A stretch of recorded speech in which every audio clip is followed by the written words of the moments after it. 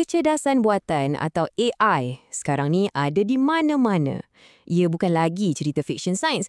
Ia sedang membentuk semula dunia kita, betul-betul depan mata.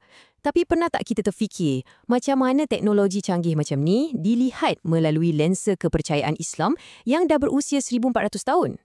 Jom kita selami sama-sama persimpangan yang menarik antara algoritma dan akidah, antara kod dan konsep ciptaan.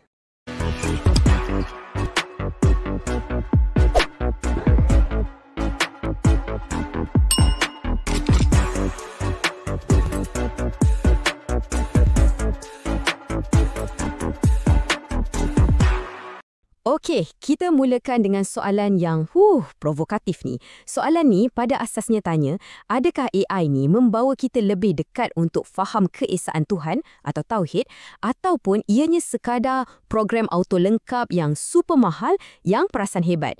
Persoalan ni memang betul-betul membuka gelanggang untuk perbincangan teologi kita. Jadi, jom kita pecahkan persoalan ni satu persatu. Dari sudut pandang teologi, kita kena tanya dulu, apa sebenarnya sifat AI ni? Adakah ia sejenis ciptaan yang baru atau ia cuma satu pengiraan yang sangat-sangat kompleks?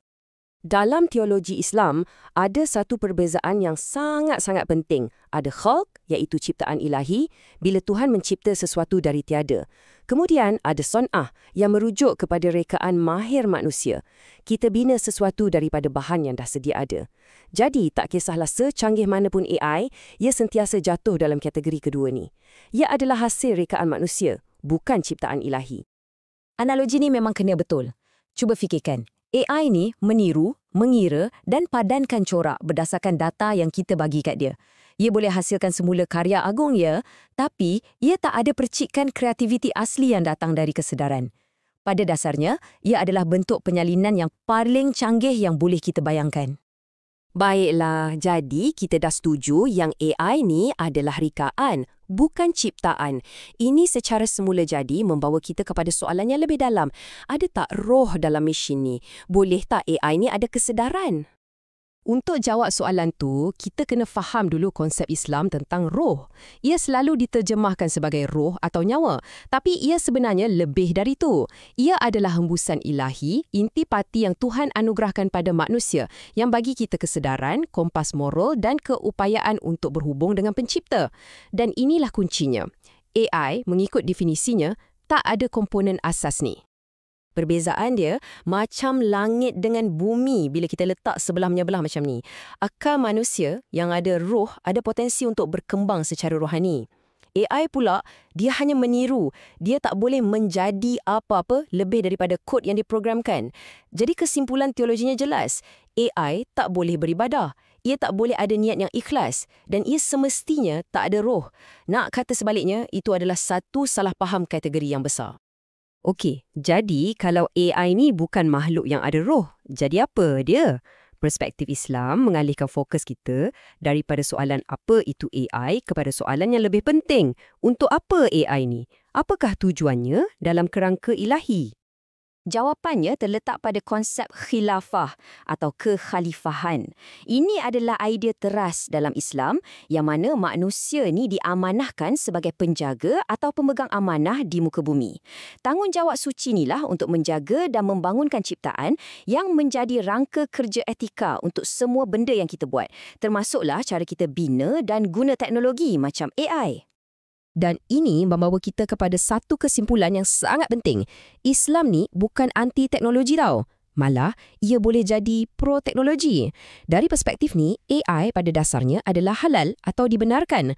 Tapi, dan ini tapi yang besar, keizinan tu bergantung sepenuhnya pada satu syarat. Ia mesti digunakan secara beretika untuk memenuhi peranan kita sebagai khalifah. Jadi, macam mana kita nak pastikan penggunaan AI ni beretika? Jom kita tengok prinsip-prinsip praktikal dari tradisi Islam yang boleh bantu kita mentadbir algoritma ni. Perundangan Islam bagi kita 3 penanda aras etika yang mantap. Pertama, adakah ia memenuhi maslahah?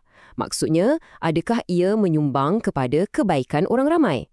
Kedua, adakah ia ikut prinsip sad ad-dhara'i'? iaitu mencegah kemudaratan. Kita mesti tutup pintu siap-siap kepada kegunaan yang merosakkan. Dan ketiga, adakah ia menegakkan amanah atau amanah? Ini bermakna mesti sentiasa ada manusia yang mengawasinya. Kita tak boleh serahkan tanggungjawab kita bulat-bulat kepada mesin. Okey, jom kita bagi contoh yang senang faham. Apa yang dikira halal? Fikirkan AI yang bantu doktor kesan penyakit atau drone yang hantar bantuan masa bencana. Itulah kebaikan awam. Apa yang haram?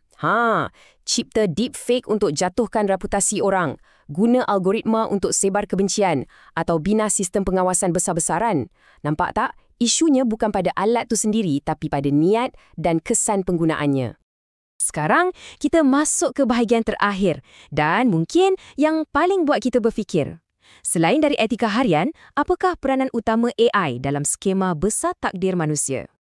Ini soalan yang besar. Ia paksa kita berfikir lebih jauh dari kegunaan semasa. Kita kena pertimbangkan implikasi jangka panjang, malah implikasi eskatologi berkaitan akhir zaman bagi teknologi yang sangat berkuasa ni. Jawapan teologi yang paling terus terang sebenarnya agak kelakar. Mesin tak akan dihisap pada hari pengadilan. Sebab AI tak ada roh, ia tak ada accountability moral. Jadi jangan risau, peti sejuk pintar kat rumah tu tak akan masuk syurga. Ia cuma alat dan takdirnya tamat bila ia dah tak berfungsi.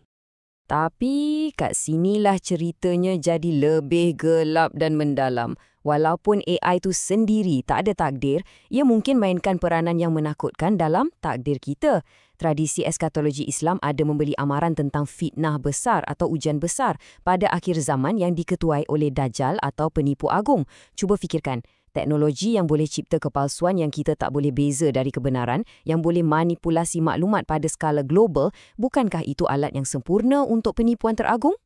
Jadi, selepas meneliti semua ni, analisis teologi Islam membawa kita kepada 3 batasan yang tak boleh dirunding. 3 garisan merah yang ditetapkan Tuhan yang AI takkan pernah boleh rentasi. Pertama, batasan ontologi, ia takkan pernah ada kewujudan sebenar atau roh. Kedua, batasan moral, ia takkan pernah ada accountability moral. Dan ketiga, batasan spiritual, ia takkan pernah boleh beribadat. Titik. Jadi, pada akhirnya, mungkin AI ni macam sebuah cermin. Ia bukan entiti asing yang datang untuk selamatkan atau musnahkan kita. Sebaliknya, ia memantulkan balik kepintaran kita, nilai-nilai kita, niat kita yang baik dan yang buruk. Ia tunjukkan cita-cita tertinggi kita dan juga kelemahan kita yang paling dalam.